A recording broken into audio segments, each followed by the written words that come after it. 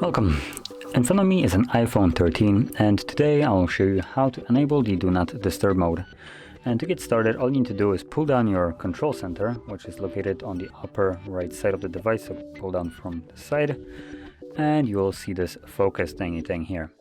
Now we can either tap on the text and it will give you the several options that you have right here, and also the plus button to add new ones that you can create.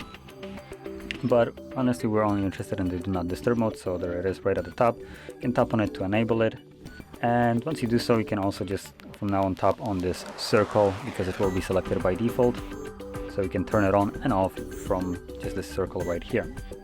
And right now you can see it that it's enabled with that moon icon, and once you're done with it, you can tap on it again to turn it off. So if you found this video helpful, don't forget to hit like, subscribe, and thanks for watching.